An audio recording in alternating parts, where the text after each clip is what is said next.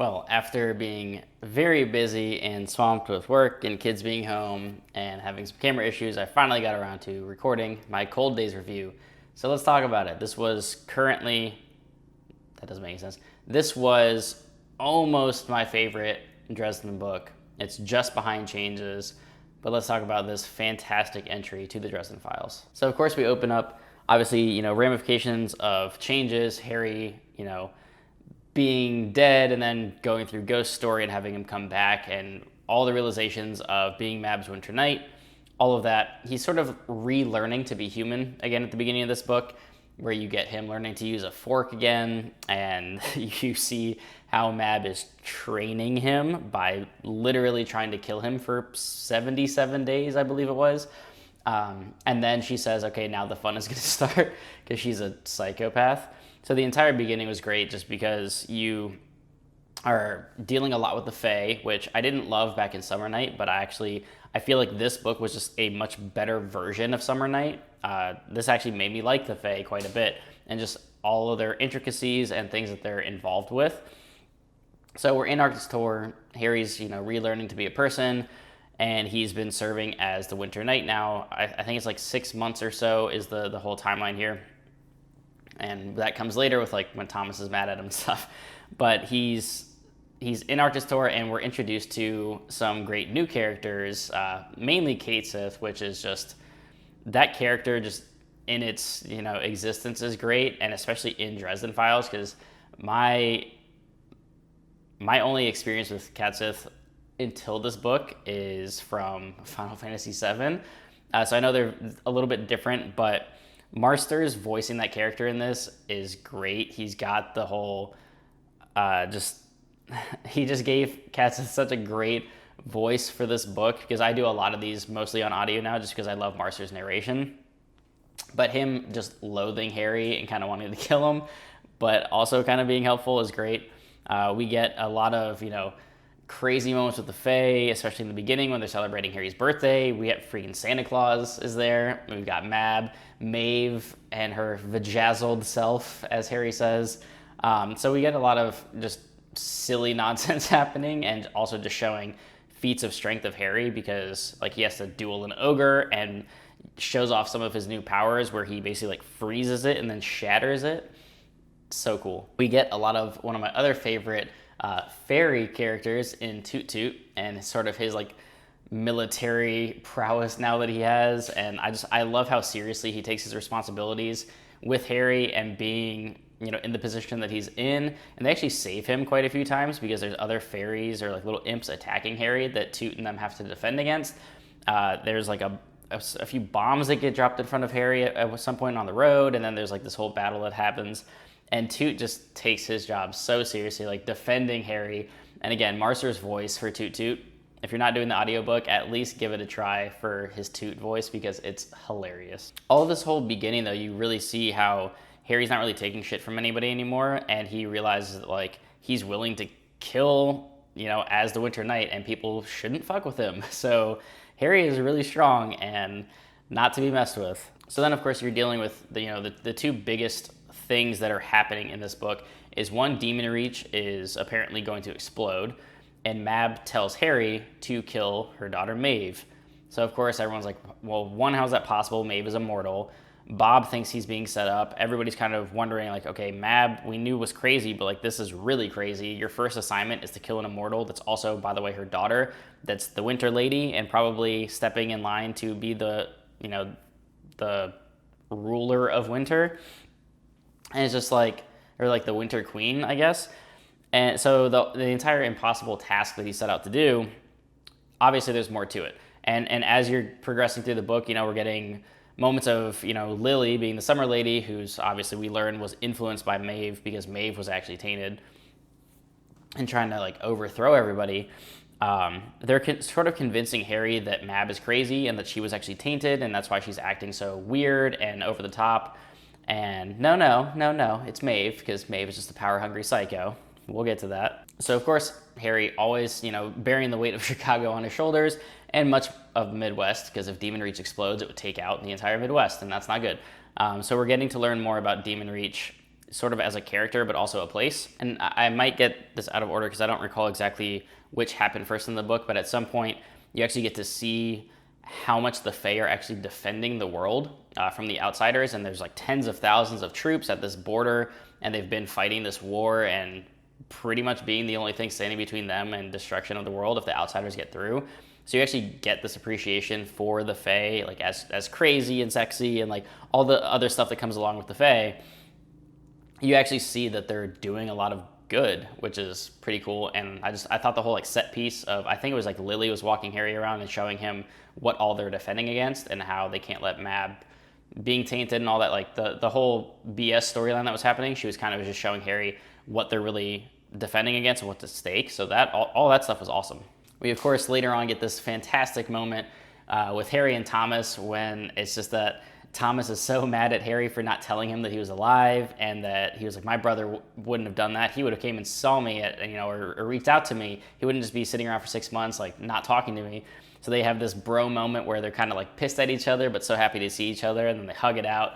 And it's just an adorable moment between Harry and Thomas. We also, of course, get that brotherly love in Thomas telling Harry that he's being a piece of shit father and that he needs to see his daughter.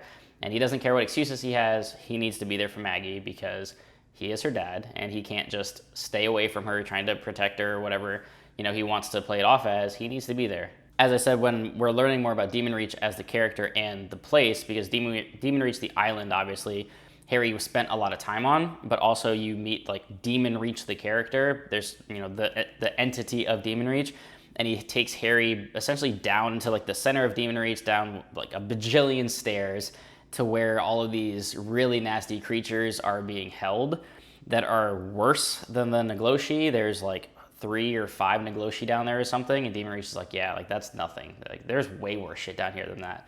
So that's terrifying, because if Demonreach ever was to be opened up and released upon the world, that would be awful. Another thing that Maeve wanted to do. It's just the trying to wrap your brain around how they were even imprisoned there.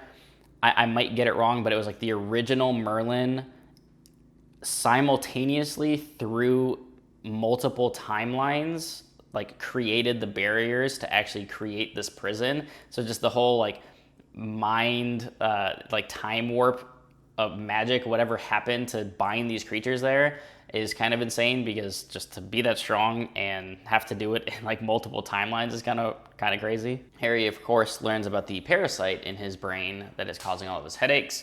So we'll see where that goes in Skin Game.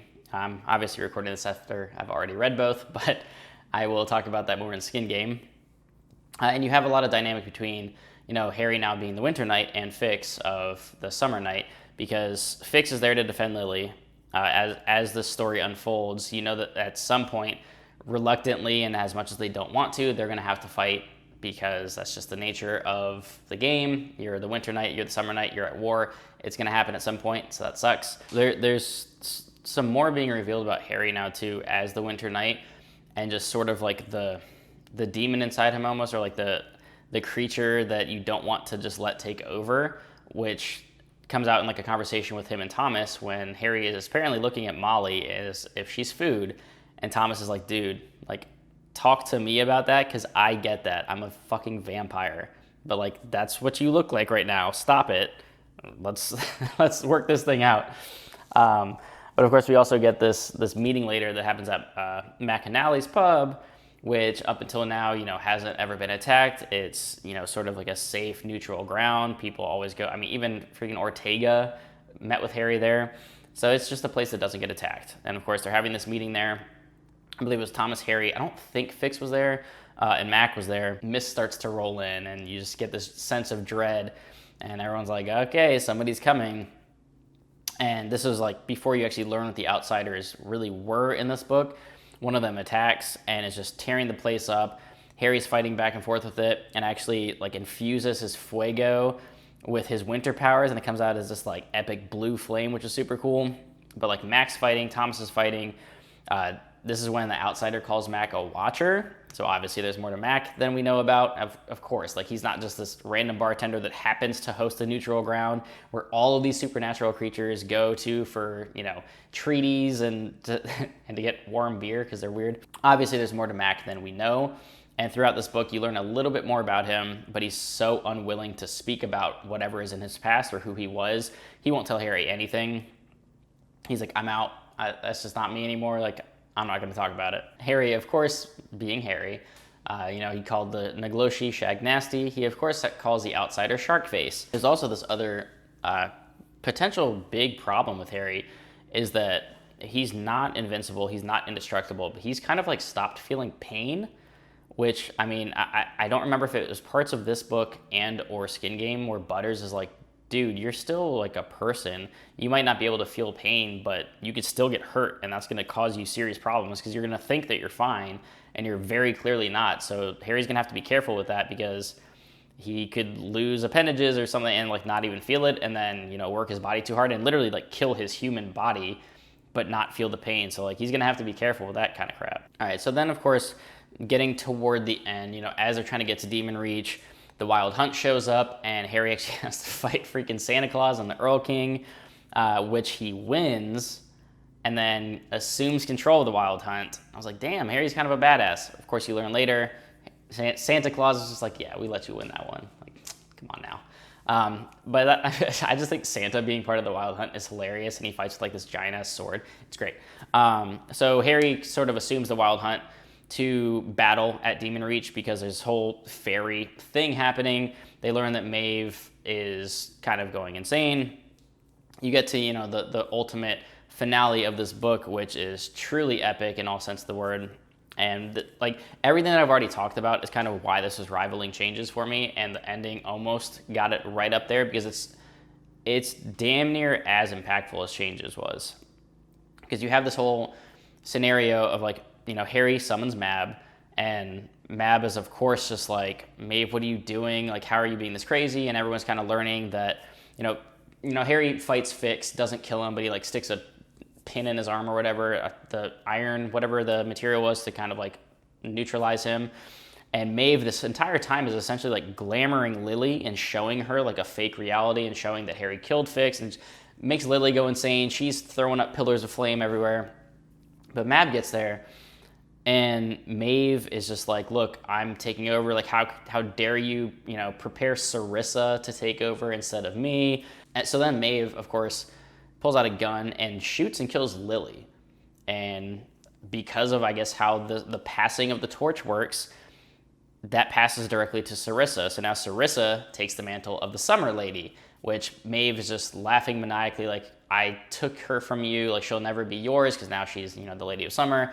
So just throwing a wrench in all of Mab's plans. So, of course, Maeve goes to shoot Harry, which Murphy stops because she wants to save him, which, oh yeah, by the way, they kissed earlier. Very nice. And Murphy pulls out her P90, shoots Maeve in the head, kills her, and who's closest to her, guys?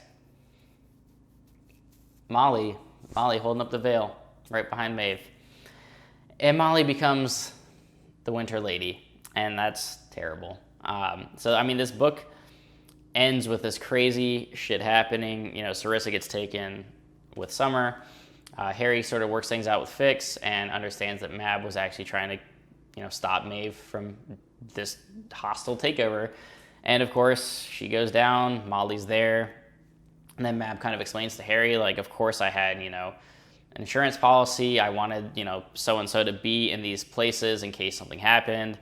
So, like, she kind of worked it in to have Molly there just in case. And, of course, now Molly's the Lady of Winter. Which, if her life wasn't hard enough, man, Jesus, that the Carpenter family just, it's tough, man, it's tough. So now she's the Lady of Winter. I think, honestly, this is pushing more and more. I haven't caught up on the series yet. I don't know what happens yet in Peace Talks and Battlegrounds. But I feel like this is pushing the narrative more and more, as much as people don't want it to happen, that Harry and Molly are being set up to be together. Because now he's the Winter Knight, she's the Winter Lady. They're both going to live essentially forever. Murphy is a human, and we'll talk about Skin Game in a minute. But, like, Harry clearly loves Murphy, and they, like, want to be together, but there's so much stopping that and getting in the way. And Molly being the Winter Lady, And I don't know. It might happen. It might happen, and it's gonna piss a lot of people off if it does, but that might happen. But yeah, man, there was a lot that happened in this. A lot of explanation about Demonreach and just Harry's responsibilities as the Winter Knight. Now you have Molly, super impactful character, very powerful wizard. Now the Winter Lady. So they're all gonna be caught up and interweave with Mab, who can never really fully be trusted. She's kind of insane. But now, Harry's kind of in the good graces of Santa and the Earl King and Catsith a little bit, maybe. So he's kind of being friends with a lot of these like bad guys, but also do good kind of people. Well, that's exciting. And I believe this wrapped up with Harry kind of like taking a twig from Demonreach to make a new staff. So that's cool. That'll probably be a really powerful weapon moving forward. But I loved this book. It was great. Read it in about 2.5 days, whatever it was. It's read/listened to, because I mean these books are a breeze, man. Especially listening to Marster's Marster's narration is just so good that it makes it so easy to consume, and it's such a good experience. Just all the different voices and characters that he does, and how much he just like gives to the performance. It's fantastic. And that whole ending finale was nuts, man. Demonreach, just if something happens on Demonreach, it's gonna be big. So that does it for Cold Days. Let's move on to Skin Game. That'll be the next review on the channel in a couple of days. Look out for that. And all these books have been fantastic, man. I keep saying it. Ever since Deadbeat, everything has just been like A+, S tier books. They're all fantastic. And I'm just excited to get to the finale here. So on to Skin Game.